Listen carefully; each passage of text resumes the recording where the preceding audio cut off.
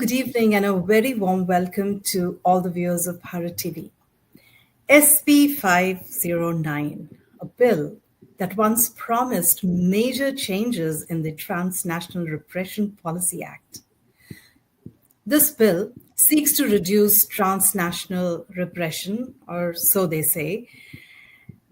It has been stopped in its tracks. Governor Gavin Newsom's recent veto has reignited debate in Sacramento and beyond.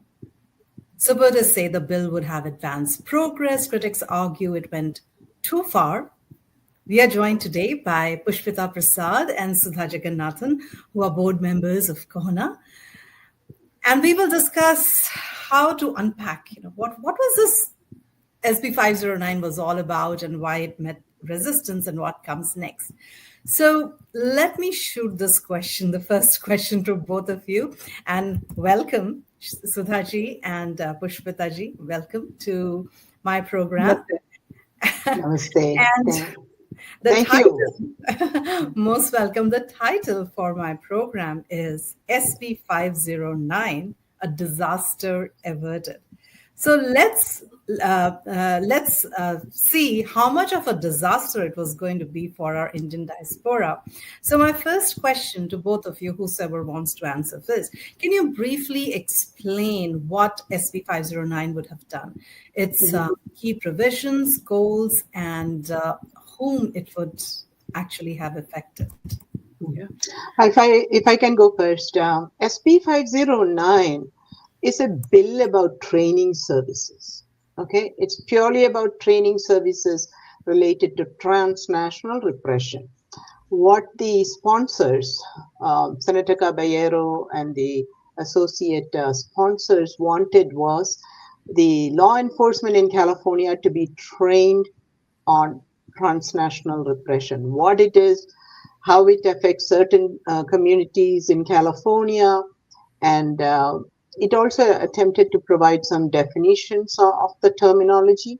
So it was really about California law enforcement training to address this and train all the police officers on TNR. And that was what it was. It was not about, transnational repression by itself. It was about raising awareness of what it was, what it is, amongst law enforcement.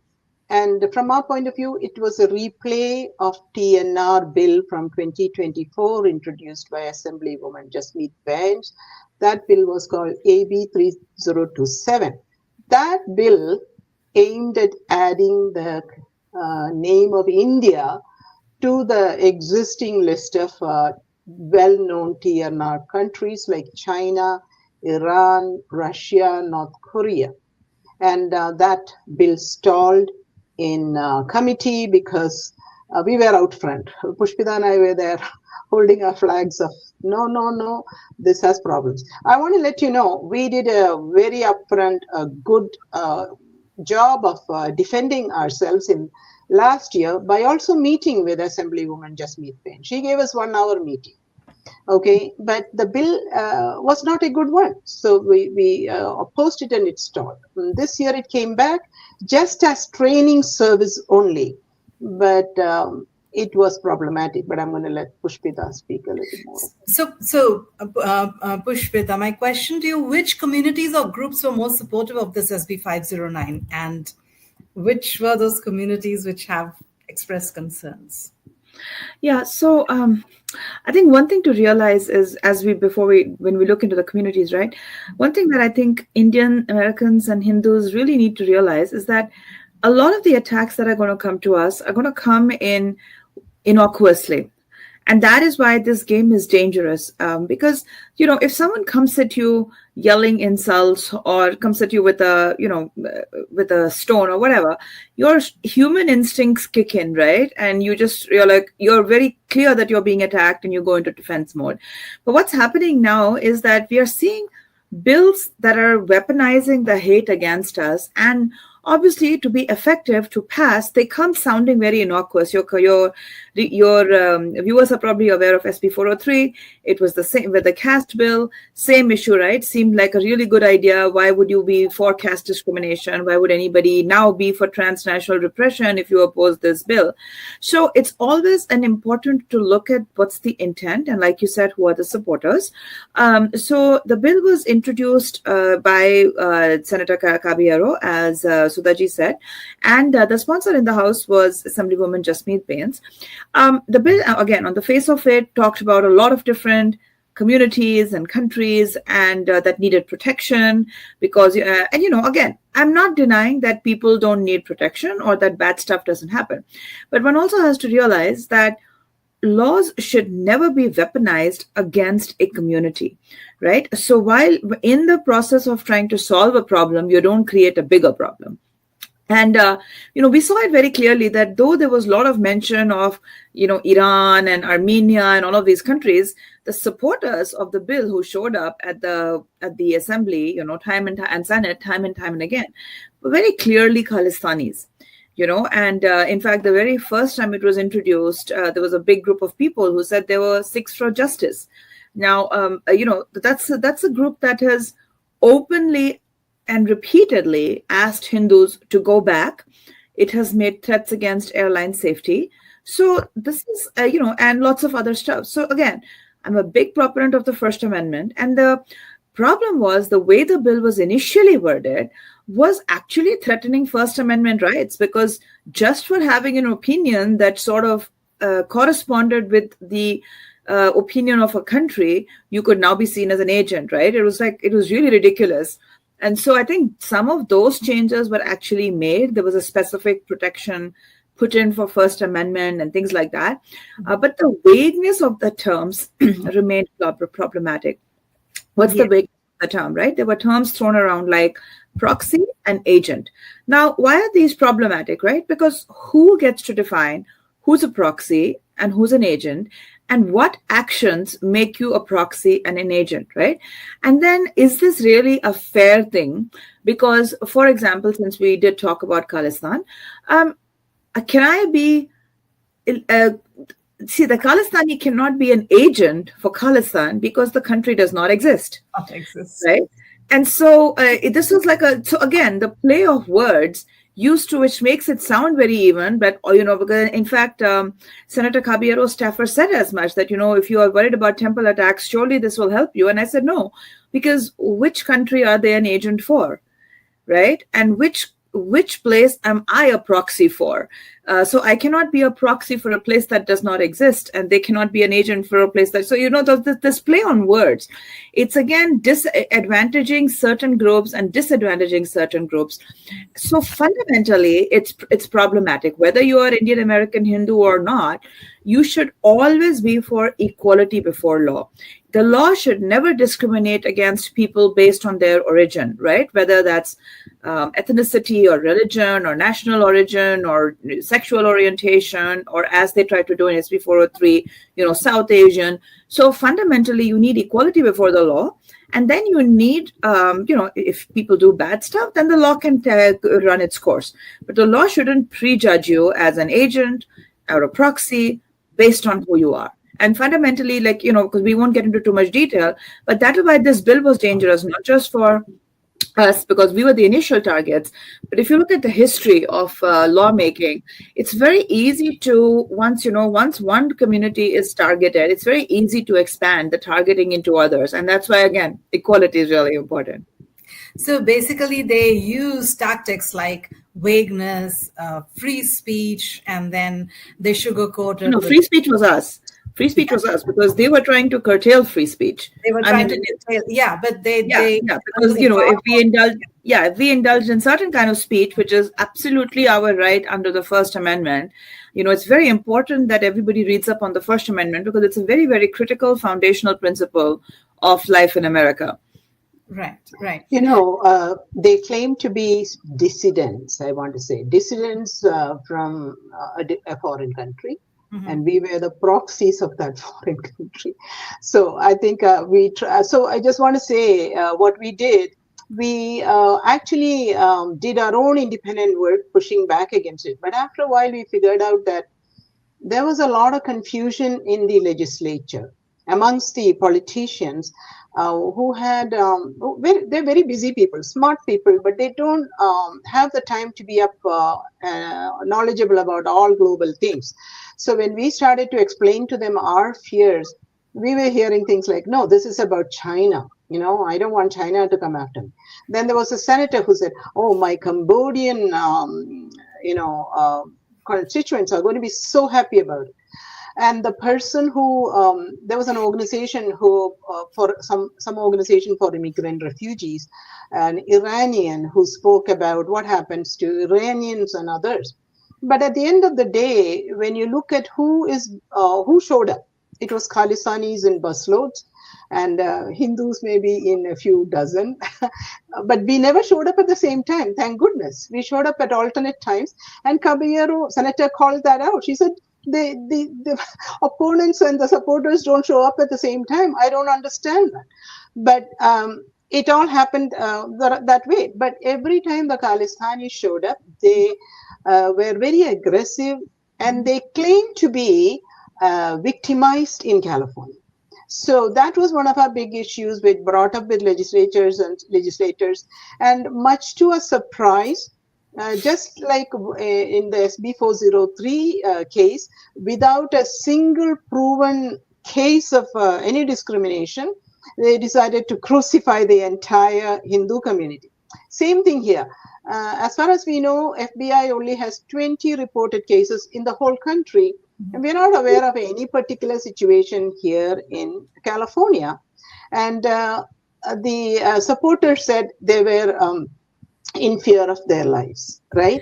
So that was the reason Senator Caballero decided to sponsor. So basically, they were using terms like transnational repression just to raise some concerns, a very, very vague description of transnational repression. And this seems more like an extension of the SB 403, extension of victimization, where there was no proof, right? And basically it was used just to weaponize the other community, right?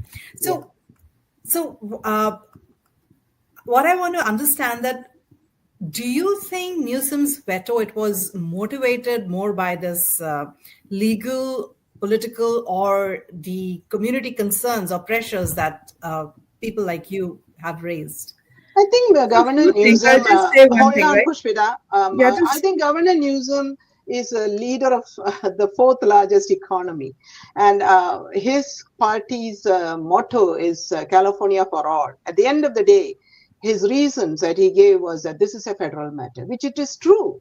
And that being so prescriptive ties the hand of the state in addressing these issues. He did not want this kind of codification that would limit the flexibility of the California government. Okay, right. So I think he did it from a point of view of reasonableness of, whether it's needed or not. And I want to just point out, law enforcement in California is struggling to fill positions. There is not enough law enforcement. Yeah. So DNR would have been an additional burden to them. I would like to hear Pushpita's views as well. Yes. Please go ahead. Yeah, no. I was just going to say, we can only go by what the governor wrote in his veto, which is, I think, pretty clear. But I think also one thing that is very important to understand is, why, because again, as Sudha said in her earlier statement, why were we so worried about a training bill, right? What's wrong with training law enforcement? And again, I think we talked about the vagueness, but what happens right now? Now, just as a reminder, since December 2023, 4 Hindu temples in California have been vandalized. That's a hate crime. That's not free speech that we were just talking about, right? Because again, the First Amendment is wonderful, but it does not cover actions. So if you come and say, I want Hinduism dismantled, that is covered under the First Amendment. But if you go and desecrate a Hindu temple or vandalize it, now you're no longer in First Amendment because it's not speech. So actions are not covered under First Amendment, right? So, but what has happened so these are pure hate crimes. But despite the fact that it has been I don't know, getting close to 2 years now, because the first attack that we track in this series happened in December 2023 in California, in Newark, followed by January in Hayward, also in the Bay Area, followed by Sacramento in September 2024, and March 2025 in the LA area. 4 temples vandalized in exactly the same process: anti-India slogans, anti-Modi slogans, with the F word, etc. Not a single arrest, not a single prosecution. Right now, there can be many reasons for that, but and in other encounters with this issue, we have found that the police don't understand what's going on. Because see, in fact, when I was talking about the temple attacks, and actually before that, if there was an attack, 2-3 years before, there was a Hindu man attacked in Taco Bell by a Khalistani. The people struggled. They, if I talk to a reporter or a police, they would be like, and this guy's not white, right? Because if I can say this is a white on brown, they immediately understand racism. Everyone gets it, and they would have probably prosecuted somebody by now. But when it's a brown on brown, they get very puzzled. They don't know what to do, right? And so right now, what we mostly face is ignorance and, oh my God, I don't want to get into this because this is too complicated. Now, California is also one of the most diverse places on earth, right? You have hundreds of communities from different backgrounds that live here. So that's okay, because how many intricacies can a cop get into, right? I mean, for us, this is very important. For the Armenians, that is very important. For the Iranians, their side of the issue is very important. And then you multiply that 100 times, right? So how can a police officer keep everything in his mind? Mm-hmm. Now, that's why the training was so crazy, because now if you don't do the correct training, the police can be biased against you. So right now we face ignorance, right? And people are like, I don't understand. What is it? Like, they don't understand. But if they're actually biased to treat you, the complainant, as a problem, think of how scary that is, right? As it is, our community, because of being an immigrant-heavy community, all of these other issues, we are very hesitant to go to the police in general. And that's true for every immigrant-heavy community, not just Indians or Hindus. So on top of this natural hesitation that immigrant-heavy communities have, now you have this other fear that if I go, not only will they not understand, but I might get into trouble. That's really dangerous. And that's what I meant. But the law should never be weaponized against anybody. And so there was a very real fear that, the next time we go and talk about temple attacks, we could be treated as agents of the Indian government. Because remember, what's being put on the temples? The slogans are all anti-India. In fact, the slogans are not, so it's then the police will be like, oh, but it says, you are out here protesting because they wrote down with India or F, whatever. Oh, so you must be an agent indulging in transnational repression instead of a victim coming and saying my temple has been vandalized. That's the danger of, that's what I said, these innocuously worded things that are actually not so innocuous. And so I think the community really, really, really needs to, I understand it's complex. Everybody doesn't need to understand. But for heaven's sake, follow organizations like ours, because we are investing time, we are investing the hard work to figure all of this out and speak. And we need your support, because our community is honestly too relaxed. When SB 403 was vetoed, everyone thought we had won. I'm like, no, they'll be back. Guys, get involved, speak up, get engaged. But unfortunately, we, some of us obviously did, but a lot of people just went back into, oh, well, I have a party, I have this Bollywood concert, I have this puja. I'm sorry, guys, those are all important. I have kids. Well, everyone has kids, right? I mean, not everyone, but like everyone has life that they need to take care of. But you also need to protect yourself. You cannot be, our community is sort of coming to a place where we build a house and then we gild it and then we put a gold door on it, but we don't want to invest in a lock. And then we say, we're all fine. That is, yeah, sure. I just wanted to say a couple of sentences about what Pushpita just said. This is a problem that we see in our community, and it's not just you.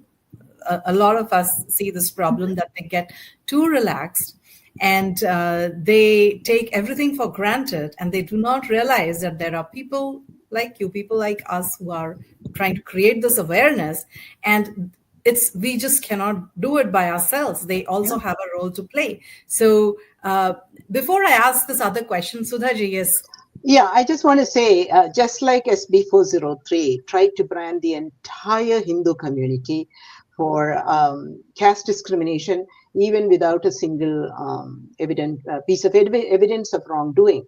The same way here, the analysis that the Senate committee had put out quoted a Sikh a group called SALDEF. I think it's Sikh Awareness and Education Forum. And there they said the problem comes out of the tech companies where a lot of Indian Americans work, right? And that they're all engaged in DNR. Imagine that, huh? Without a single piece of evidence to accuse the entire community of being agents of foreign government. And so my point is, for those Hindu Americans sitting at home and not paying attention, they are coming after your kids. Because in SB 403, another Khalistani, who was at that time the chair of the California's progressive wing of the Democratic Party, Amar Singh Shergill, I think his name, he and a bunch of a dozen lawyers put together something that said Hindu children are being raised with caste awareness to go and abuse others. Okay, that we teach them this. So this is not about you and me anymore. This is about the second generation, third generation Hindu kids. So unless you want your kids to just walk away from their identity for absolutely zero, reason, the others are giving reasons to our young people to do just that. Walk away because you are oppressor, rapist, murderer, and now TNR repressors. All of these titles thrown at the entire community. That's why it's dangerous.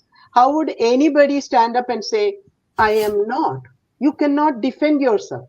It's trying to defend a negative.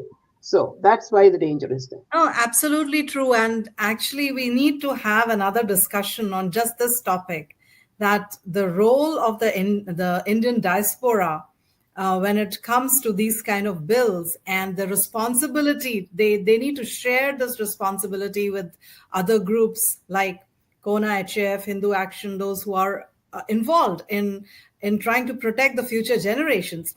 So given the fact that our Hindu temples were attacked, what do you think could be the immediate consequences of the veto for these communities, that supported the bill? You're talking about the Khalistanis and some of the others who supported. What do you think? How do you think they could respond or react? Well, they at least from the publicly tweeted stuff, what we know is that they are going in a legal pursuit of a discovery, who spoke to who, that sort of thing. And where that will lead them, I don't know. What they'll do, we cannot say. But the temple attacks, obviously, across the nation hasn't stopped. And, Senator Caballero said you have to look at the behavioral pattern to see why this bill is needed. And I'm asking her, what about the behavior of pattern of behavior of the vandalism of temple? It's the same messages all the time, the same scrawlings. And Pushpita has pointed it out many times. Only Hindu temples are targeted. No Indian churches, no Indian mosques. So what is this thing about political grievance that only targets Hindus?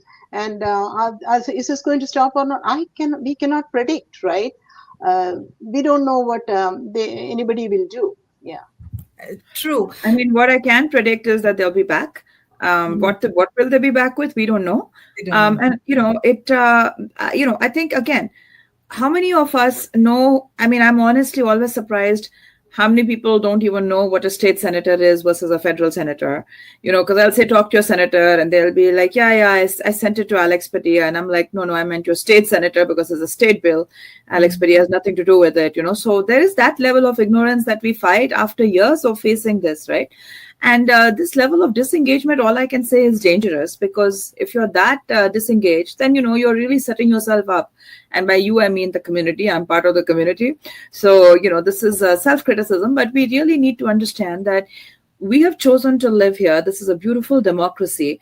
Democracy requires engagement, right? You cannot you really have to speak up. You have to make your voice be counted. That is part of your citizenship oath. right? I mean, so you really have to do that. And there is no shortcut. People have to stop looking for shortcuts, right? They don't have to invest their life in it, but they do have to pay attention and they do have to speak up. There's honestly there's no alternative to it. There's a number of different bills, right? And we don't know how, like, I could not have predicted TNR 2 years ago, but here it is. So who knows what it is? And that's not the point. Let's not be in the business of predicting. Let's be in the business of protecting ourselves and making sure that, we are not an easy target. So Pushpita and Sudhaji, I really think that it's high time that we have another program just on this topic as to how to make these communities aware of their shared responsibility that they have, because it is for them, it is for, it's for the future generations. They do not know what is waiting for them in the next few years. And, before they realize, it may even be too late. So on that note, I want to ask you, how do you think this veto, how would it affect the relationship between the California state government and the diaspora advocacy groups or the minority communities? I think okay. So SB 403 and 509 taught people like Pushpita and me how to engage with our lawmakers. We were just like everybody else, minding our own business before that, right? But we learned that if you don't show up and speak out, explain why we are concerned, then they don't know there is opposition, right? So in this one, I want to say both SB 403 and 509, Kona and the Hindu American Foundation collaborated, because showing a unified front of opposition made a big difference. And I'll tell you how it made a big difference here. In the Senate, it was a unanimous vote in 2 committees and in the whole Senate. Republicans and Democrats voted for the bill.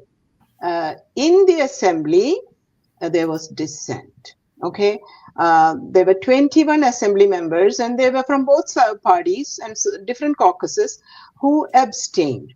And you can speculate about why abstain versus vote no, but they abstained. And we were told that those lawmakers who abstained heard our concerns. Okay, and so speaking up does make a big difference, and we don't plan to stop speaking to our lawmakers.